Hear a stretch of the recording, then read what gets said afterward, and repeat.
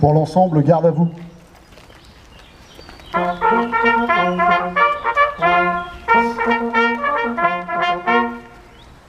Prêt pour les couleurs? Envoyez.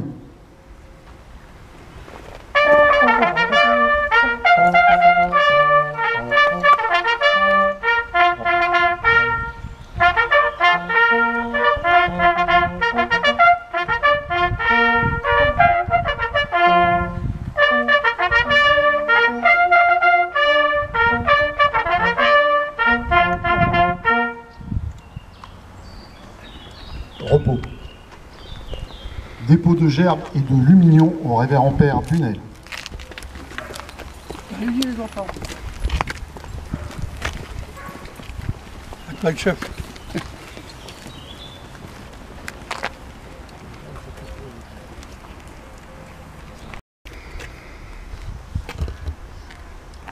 Dépôt de gerbes au monument aux morts.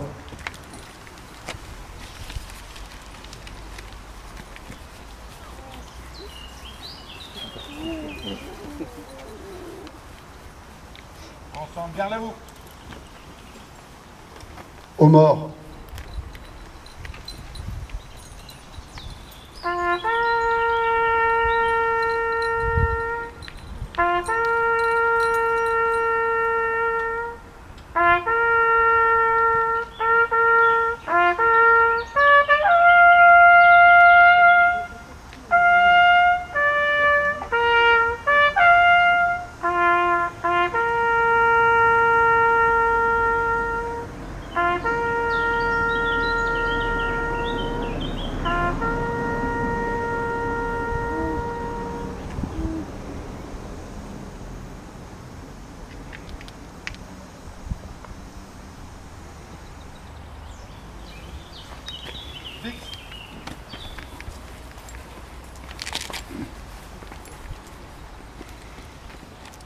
Allocution de Monsieur Guy Boulard, président des anciens combattants UNC OPEX.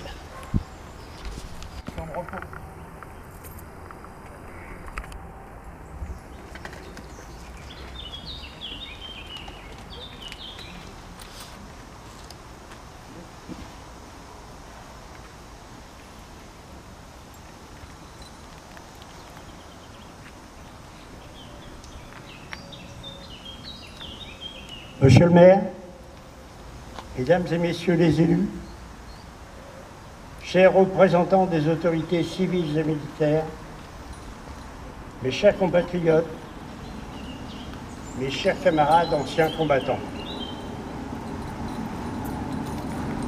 je n'oublierai pas les jeunes du CMJ, les pompiers, ainsi que l'harmonie. Le 14 juillet, c'est d'abord le souvenir d'un peuple qui se lève pour faire entendre sa voix. En 1799, c'est la Bastille que l'on prend, mais c'est surtout le joug que l'on brise. Cette date incarne le refus de l'arbitraire, le courage face à l'injustice et la volonté d'écrire ensemble une autre page de l'histoire. Mais pour nous, anciens combattants, cette journée est aussi l'occasion de rappeler les sacrifices que des générations de Français ont consentis pour défendre cette République que nous honorons aujourd'hui.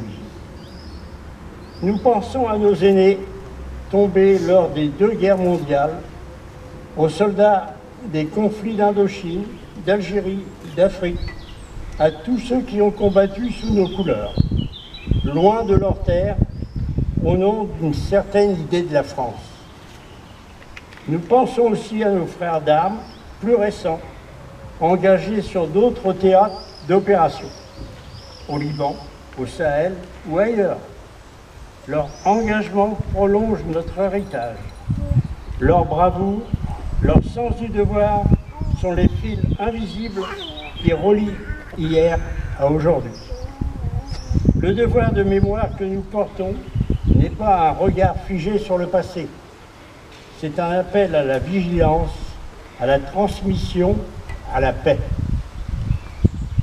Si la guerre a marqué nos vies, c'est bien la paix que nous transmettons aux jeunes générations. Et cette paix ne tient que si nous savons cultiver ce que nos anciens ont défendu, la solidarité, la justice, le respect des droits humains. Alors, en ce jour de fête nationale, qui résonnent non seulement les hymnes et les drapeaux, mais aussi les valeurs qui nous unissent. Que cette journée soit l'occasion pour tous de se souvenir, mais aussi d'espérer. Vive la République, vive la France.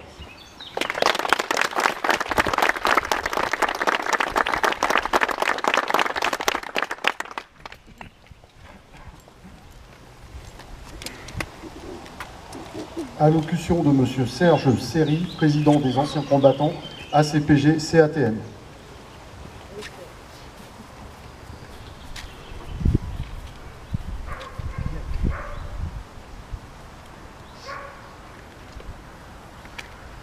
Monsieur le maire, mesdames et messieurs les élus et les corps constitués, en vos noms et qualités, messieurs les anciens combattants, messieurs les porte-drapeaux, mesdames, messieurs des corps des sapeurs-pompiers, les enfants du Conseil jeune, mesdames, messieurs, chers amis. Il y a 236 ans, la prise de la Bastille marquait un tournant décisif dans l'histoire de notre nation. Ce n'était pas seulement la chute d'une forteresse, c'était le symbole de l'oppression qui cédait face à l'aspiration inébranlable d'un peuple à la liberté. Depuis ce jour, la France n'a cessé de porter haut les valeurs universelles qui sont les siennes. Aujourd'hui, alors que nous célébrons cette révolution, il est essentiel de nous souvenir que ces idéaux ne sont pas des acquis figés.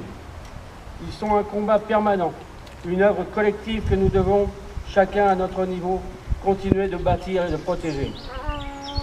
En ces temps marqués par l'intégrisme, le populisme, l'intolérance, les violences et les excès de langage, la célébration du 14 juillet doit être une occasion de nous rappeler que la République et la démocratie sont des biens précieux dont nous disposons. Célébrer le 14 juillet d'une manière fidèle revient à commémorer un événement marquant de l'histoire de notre pays. Il s'agit de mettre en valeur notre République, son drapeau, ses coutumes et ses cérémonies. Cette date a été officialisée, elle s'est inscrite durablement dans notre calendrier républicain comme un rendez-vous incontournable de la mémoire collective, réunissant chaque année citoyennes et citoyens autour des idéaux d'unité, de liberté et de fraternité. À travers les défilés, les rassemblements et les moments de recueillement, nous perpétuons un héritage commun qui façonne notre identité nationale et nourrit l'esprit civique de toutes les générations. Le 14 juillet, c'est aussi la fête du peuple français, de sa diversité et de sa capacité à se rassembler dans un même élan de fraternité. En ce jour de célébration, soyons fiers d'être Français, fiers de notre République, fiers de nos valeurs. Regardons l'avenir avec optimisme et détermination. C'est à nous tous, citoyens de cette République, de faire vivre ces idéaux, de les transmettre à nos enfants et de bâtir une France toujours plus juste, plus solidaire et plus libre. Vive Barentin, vive la République, vive la France.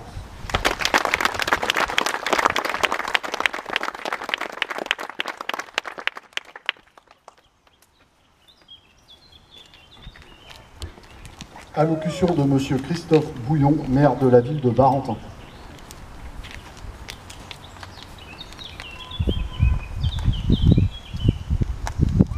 Mesdames et messieurs les élus, messieurs les présidents de la CPG, CATM et de l'UNC,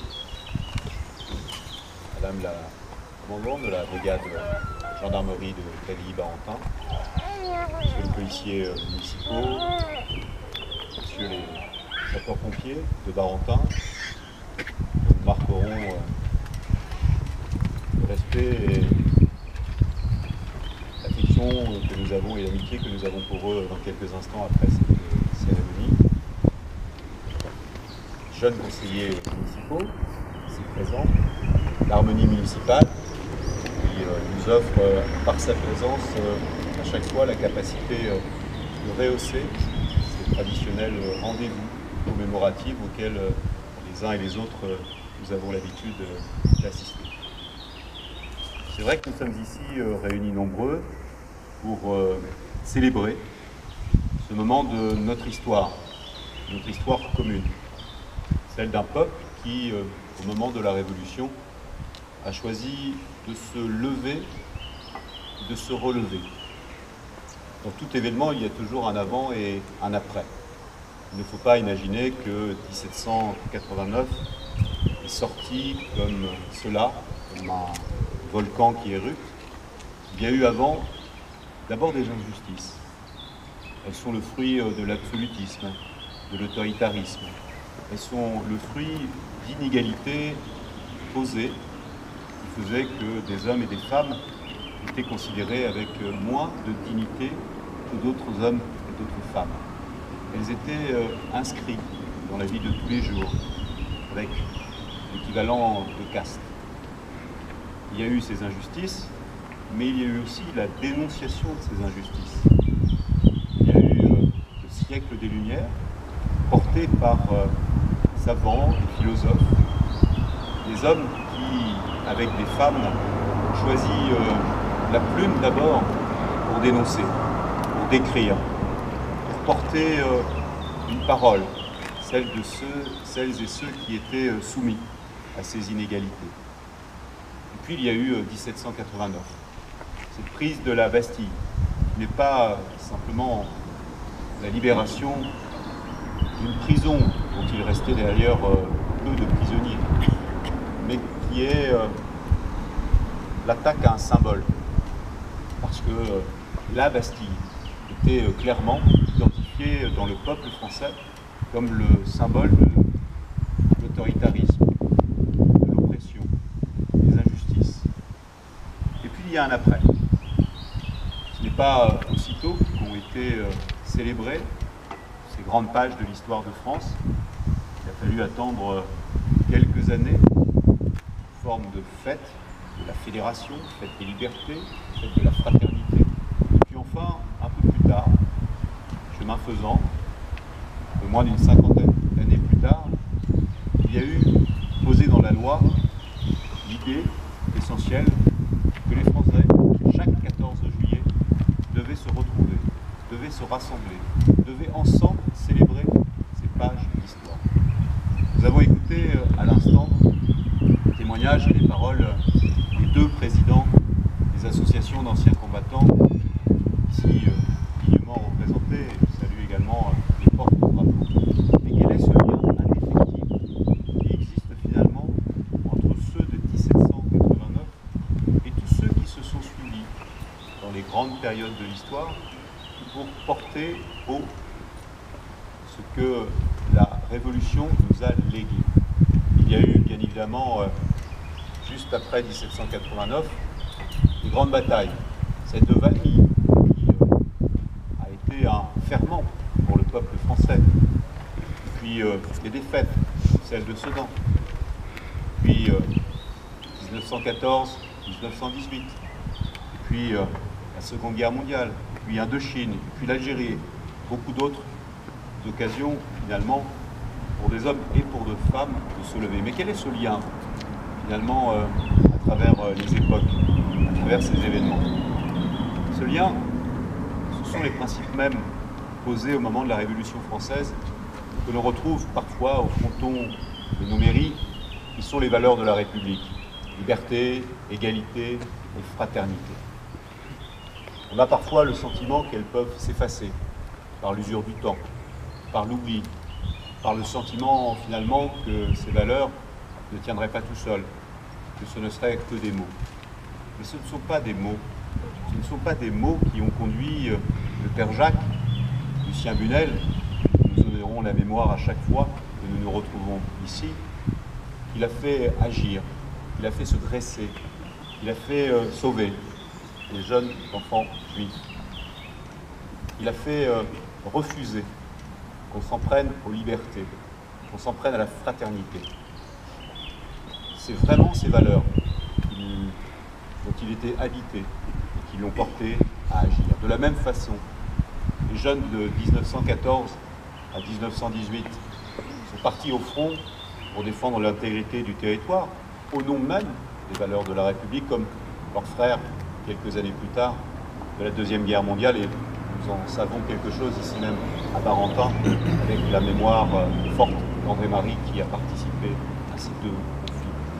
Il y a aujourd'hui, nous le savons, aussi des soldats engagés dans différents théâtres d'opération à travers le monde, pour porter aussi ce que représentent à nos yeux ces principes mêmes des valeurs de la République.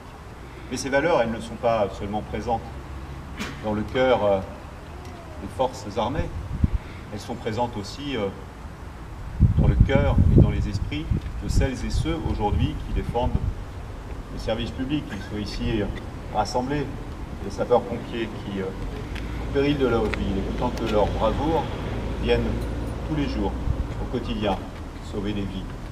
Elles sont représentées par celles et ceux qui travaillent dans l'hôpital public. Elles sont représentées par celles et ceux qui, dans différents services publics, au nom des valeurs mêmes de la République, font vivre ces principes qui sont ceux de la liberté, de l'égalité, de la fraternité. Elles sont aussi dans le cœur des enseignants qui transmettent auprès des plus jeunes ces valeurs. Elles sont aussi représentées, bien évidemment, par celles et ceux qui, lorsqu'ils s'engagent dans une association, cherchent à construire le vivre ensemble. Parce que le vivre ensemble est une des définitions qu'apportent parfois certains responsables politiques, ou même certains philosophes, qui considèrent que ce qui fait nation, car nous sommes ici non seulement pour se rappeler le souvenir de la Révolution française, mais pour essayer d'exprimer avec nos mots, avec notre façon d'être et de vivre, ce que représente que faire nation. Faire nation, ce n'est pas simplement des principes qui sont essentiels, ce sont les valeurs de la République. Ce n'est pas seulement vivre sur un territoire commun, ce n'est pas seulement d'avoir un passé commun, c'est aussi d'avoir un avenir en commun. Cet avenir en commun n'est possible à partir du moment où il y a le vivre ensemble. Le vivre ensemble, c'est ce qui fait nation. Le vivre ensemble, il part du quotidien, il part auprès de chacun d'entre nous. Ce sont les petites nations qui font la grande nation. C'est quand on a la capacité autour de nous, vis-à-vis de ceux qui habitent à côté de nous, qui vivent dans notre village ou nos communes, qui sont dans la même région, qui sont dans les mêmes lieux de travail, c'est de vivre ensemble. C'est cette capacité très forte qui doit nous animer en permanence. Et nous voyons aujourd'hui que ce vivre ensemble est percuté, abîmé, contrarié. Et que si ces petites nations ne naissent pas, la grande nation n'est pas possible. Et qu'il n'y a pas de détachement entre les deux principes qui nous paraissent essentiels. C'est la raison pour laquelle, coûte que coûte, chacun dans nos fonctions, chacun dans nos métiers, chacun dans nos professions, chacun dans nos activités, dans notre vie tous les jours, il faut rechercher comme un talisman, cette idée assez simple finalement, de rechercher non seulement l'unité, mais la capacité que nous devons avoir de vivre ensemble. Je disais à l'instant que la libération de la Bastille était plus un symbole que la libération de quelques prisonniers dans une prison. Il y a aujourd'hui encore des Bastilles qui n'ont pas été complètement démolies, qui n'ont pas été complètement prises. Il y a des Bastilles qui relèvent des égalités, des inégalités encore persistantes.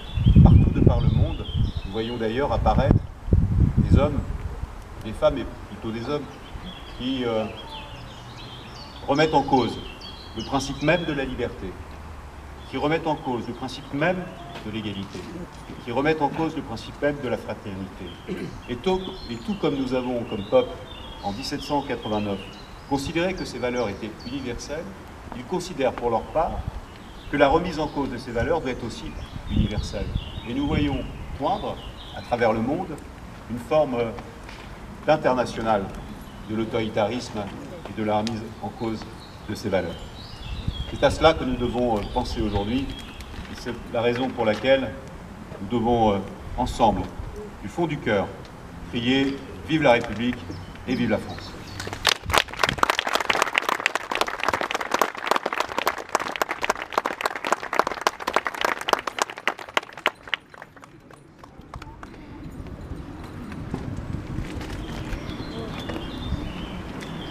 La Marseillaise.